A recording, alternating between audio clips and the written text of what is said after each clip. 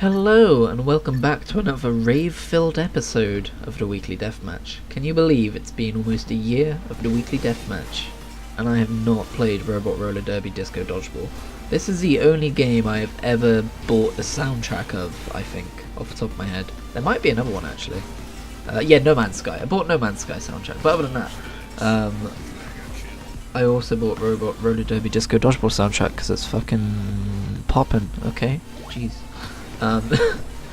This game's quite fun. I'm severely out of practice. I haven't played it in about a year. This is a game of bots.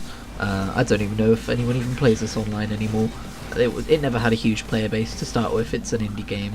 It is fun though.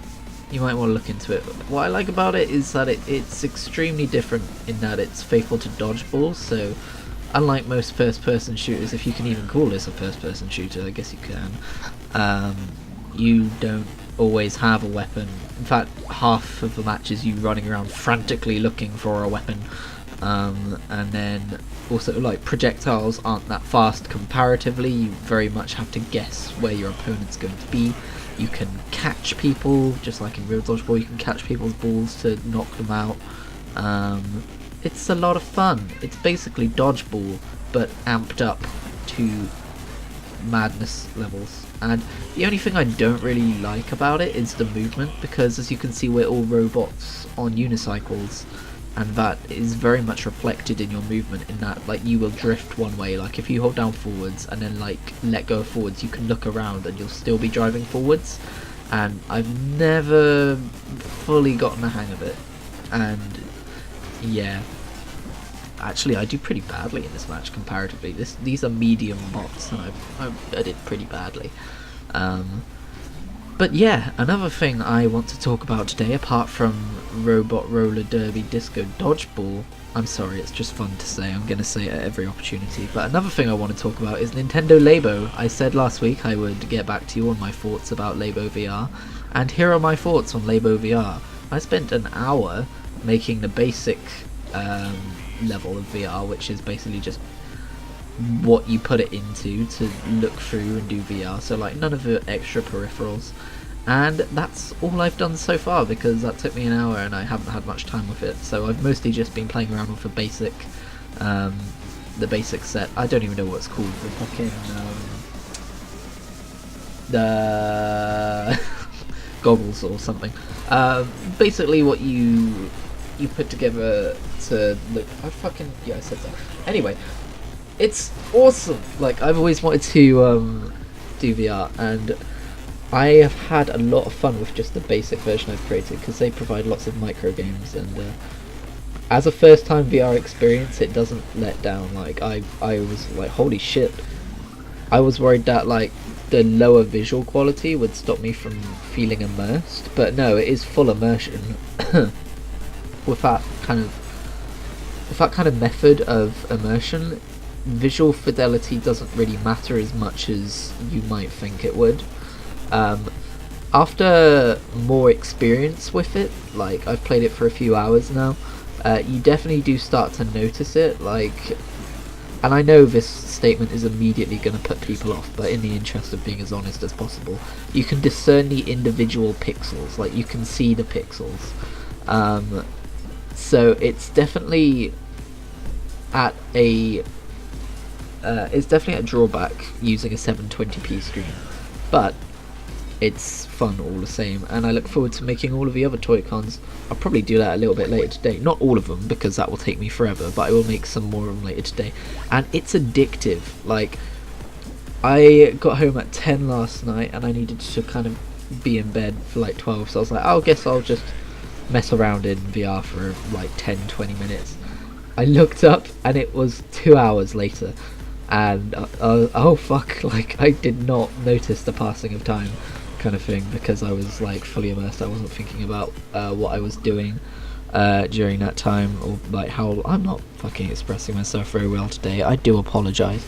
But I'm very much looking forward to putting together like the shooter one, and I think the one I'm most excited for is the elephant, the one which lets you draw. I'm excited to spend a whole bunch of time just drawing stupid shit in that.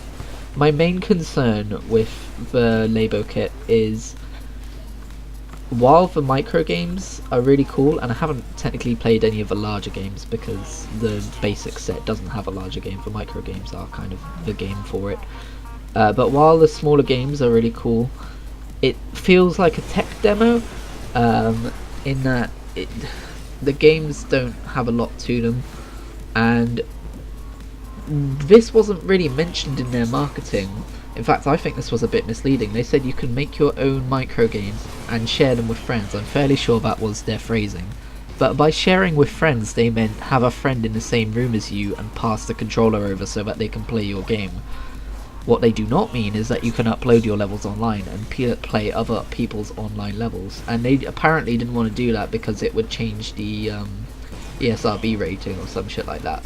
And that is incredibly disappointing, because one of the things that drew me to that Labo VR kit was the idea of like seeing other people, like for instance recreating Doom with like the Toy-Con thing, or just the fact that I would have a library of like thousands of micro games to browse, so it would kind of have a lot more replayability than it does. But no, you're stuck with a 64 Nintendo made, as well as the more full games that come with each Toy-Con, and then you can make your own, but other than that, that's it. It feels quite closed off in that regard. It's the reason I didn't buy Super Mario Maker on 3DS, because as far as I'm aware you can like play other people's levels on that, as opposed to the Wii U. But I am very excited for Mario Maker 2 in the summer, holy shit. But those are my thoughts on Labo VR so far. I will say what it has made me reevaluate is PlayStation VR, because I wasn't going to buy that because I didn't have a PS Pro. But now that I've actually played some VR and realised that visual fidelity isn't the most important thing, I'm not so worried about the fact that I don't have a Pro. And I think once I've fully exhausted kind of the fun out of Labo VR, because I'm pretty sure if you've experienced PSVR or a Vive or an Oculus, Labo won't have much for you. Like, it has haptic feedback, which apparently like feels really good, and like you're actually using a physical gun, which immerses you a bit more fully in the world. So it might be worth looking into if you're after that. But those are kind of like the only real things you've got going for you. Like PSVR, Vive, Oculus, these are all things that do VR better than Labo, which I expected going into it. But it does kind of make me want a PSVR now when I'm fully done with Labo. I mean, I can't fucking spend, I'm not made of money, but it's definitely something that's on the table now, whereas before I was just like, nah, I need a PS Pro for that. I looked around, apparently I don't. And I would like some more full games. I know they're adding support for Breath of the Wild and stuff like that, and my biggest hope is that Nintendo sees Labo VR as a platform and not just a one-off gimmick thing. But yeah, thanks for watching. Oh god, I ran out of time.